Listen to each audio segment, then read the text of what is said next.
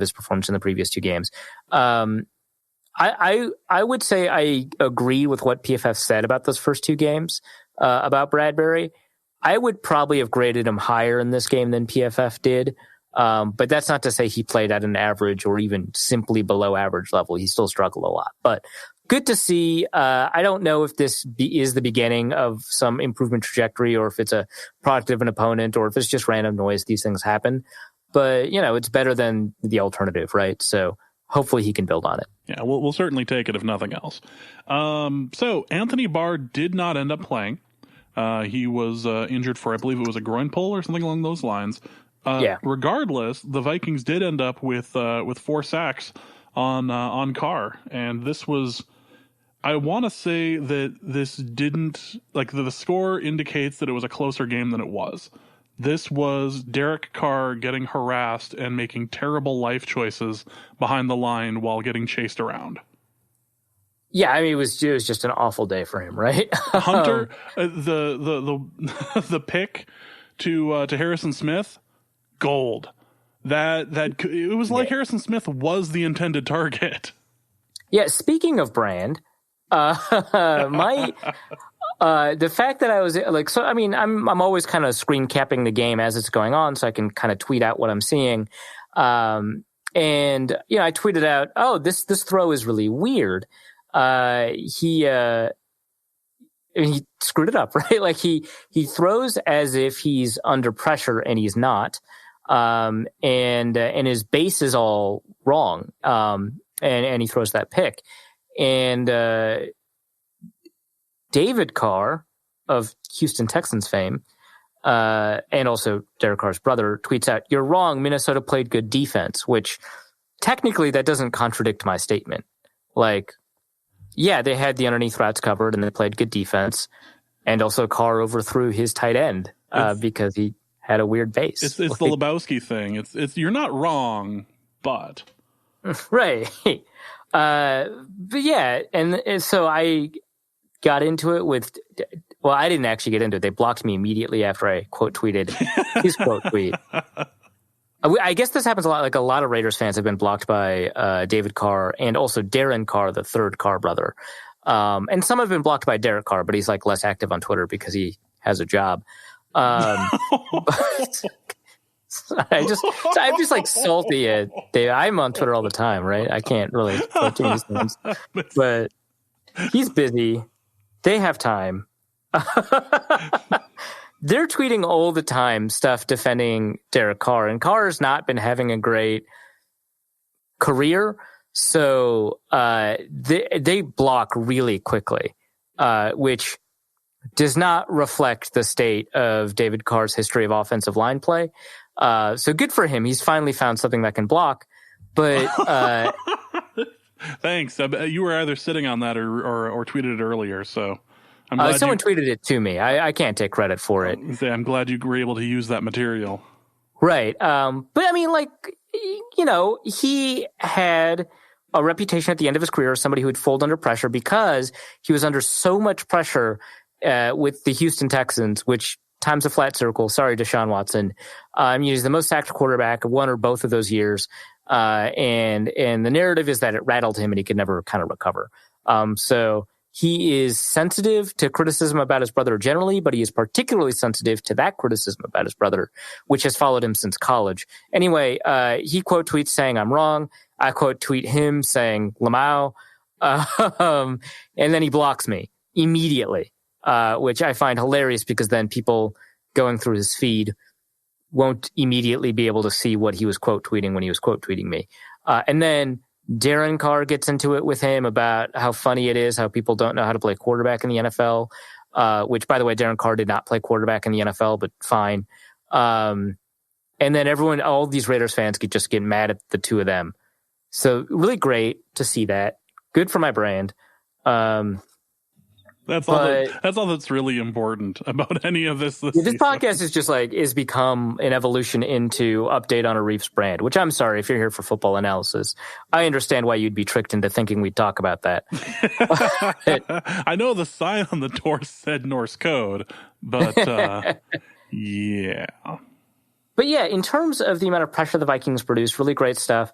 I think Carr, in theory, was only pressured on about the same number, like same percentage of dropbacks as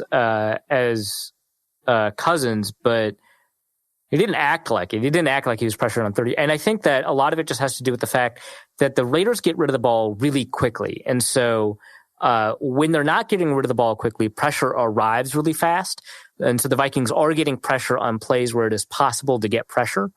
And so on the percentage of plays where it is possible to get pressure, the Vikings dominated. I think Everson Griffin had another really phenomenal game. Danielle Hunter had a really good game. They both, I think, added sacks to their tally.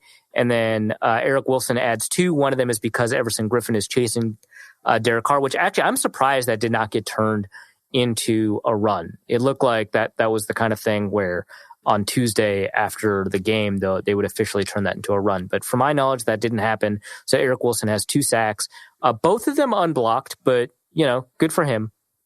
Because, he was in the right place, right time, did a great job as a quarterback spy to close down on Carr as he's bailing out of the pocket. And then actually he did a really great job on his unblock. He's unblocked because of him. So I don't want to take that away from him. He moved Hercules Mata off out of the way. And then I believe he did a version of the coffee house stunt that's been going around Twitter today where he faked as if he wasn't going and then he goes. So actually he's unblocked because of him. So I don't want to take too much away from him, but 4 sacks on Carr and just a really great performance from the defensive line. Linval, I think, had another good game. I think we're seeing more of the 2017 Linval, not the same level as 2017 Linval, but much closer to it than 2018 Linval. And 2018 Linval was definitely a down year for him, certainly above average for a nose tackle. So to put it in context, he was either 1 or 2 in terms of the best 4-3 nose tackle in the league in 2017, played below that level last year, and now he's much closer to that level this year. And speaking of defensive linemen playing at the 2017 level, Everson Griffin is basically right there. He's playing at that level. It's really phenomenal to see. So another really great performance. I think there were a couple of Raiders fans that were really happy at how Colton Miller has been playing this year. I think that they're maybe a little bit less happy now. Colton Miller has been playing like garbage, but they've been getting to the ball quickly. And now we get to kind of see when the Raiders are forced into 3rd and 9, they have to hold on to the ball. And now that's creating pressure, and then it either creates interceptions or sacks. So really great performance. And then I would also want to isolate Eric Hendricks, who I wrote about in The Athletic, has been having just a really stunningly good year. He leads all linebackers, off-ball linebackers in run stops. And I believe he's tied for 2nd in total stops, which includes, shutting down the passing game for plays behind the line of scrimmage and stuff like that. So he's been having just a really remarkable year, and this game might be the best example of it. Yeah, it's been really great to watch, especially not just as on a football side, but just on a personal side of just watching him reach this level again is fantastic. It really is a testament to the amount of work that he has put in over the past year to get to this point. So kudos to him. Also, I did want to mention this as a side note for the defense, and if I missed something, correct me on this, but I would like to point out that this is the first game of the season where Xavier Rhodes didn't leave the game due to an injury and come back. Yeah, I think you're completely correct about that. I have no idea what he did during the game, which I guess is a great sign. Well, he might have been shadowing Antonio Brown if he was still playing. Yeah, he really shut down Antonio Brown, huh? 100% shut down. It's almost like he wasn't there. Yeah, it really took him out of the game. Yeah, I guess in theory a great game for him. He had 2 tackles. I remember those. He's clearly not as good at stopping the run as Trey Waynes is, but he also wasn't targeted like Trey Waynes was. So you take some with the other, right? Xavier Rhodes allowed 2 receptions for 10 total yards. Bummer. One of them was on Jalen Richard. That was all after the catch. He caught the ball 1 yard beyond the line of scrimmage and then ran it for 8. So that doesn't count. Great. Yeah. Cool. He doesn't leave the game due to injury, therefore doesn't get burned. Great. Good job. I mean, it's his job is to shut down premier wide receivers.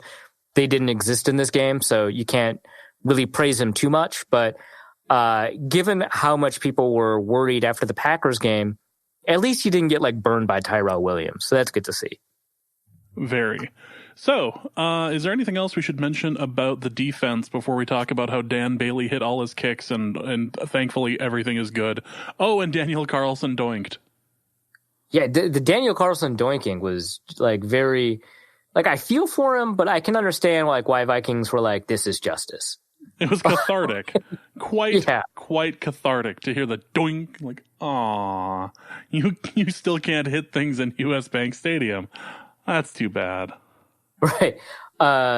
So Anthony Harris remains through 3 games the top graded safety in PFF system. Harrison Smith, I think, is 11th in their 2.0 system, but I suspect in their 1.0 system, he'd actually be top 5. The reason he's 11th is because of the way they weight their grades, and his run defense grade isn't that high. But that's mostly because he hasn't been asked to do a bunch of stuff in run defense. And so the fact that he has a really high grade in coverage and as a tackler generally, that gets kind of weighted out of his final grade. So I just wanted to point that out. You've got the top safety by PFF grading, and the other one is Harrison Smith. Good to see. We'll certainly take it if nothing else. Well, that is going to be it for the discussion on the game. Let's head over to the mailbag. We have quite a number of great questions here, including from Mick, who asks, is there any mistake Derek Carr will make that David Carr won't defend? Well, there was one time where, and it was actually David Carr was wrong to criticize his brother. So like the one time he criticized his brother, I was like, what the hell? And maybe I'm recollecting it wrong, and so I'll put it in the show notes.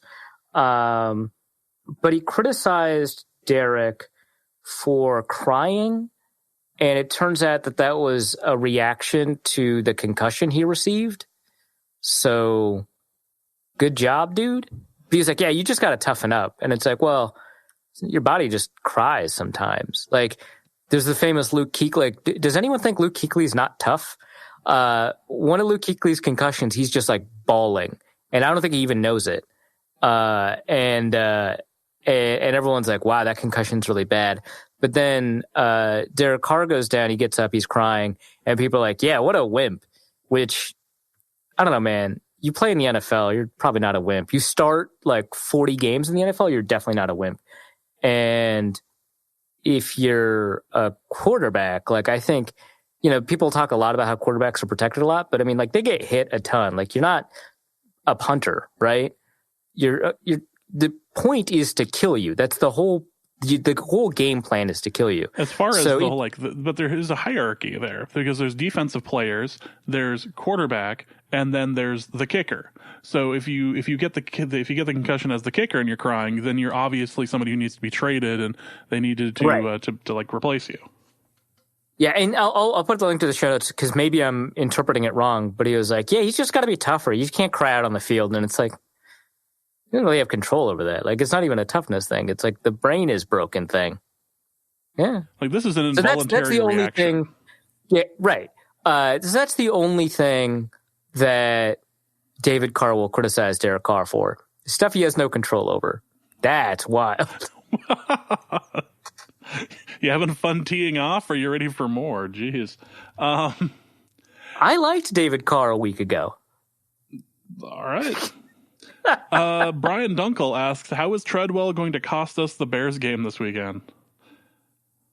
Well, I mean, he's probably not going to play from scrimmage, right? So he probably misses a tackle on Cordell Patterson on a kick return. Like that seems like the most right thing, right? You allow a special teams touchdown at Soldier Field to a former player who's the greatest kick returner of all time, and the guy you signed that week, who is known for being good on special teams, is the one who whiffs the key tackle. That hits like 6 different notes. That is about as Vikings as you could possibly be in that particular moment. Let's go with Zen Cupid, who asks, with Treadwell coming back and assuming that he's active on game day, has a team ever had 4 tight ends and only 3 wide receivers on the active roster during a season before the 2019 Vikings? This century? Probably not. I have no way to look that up, or I have no idea.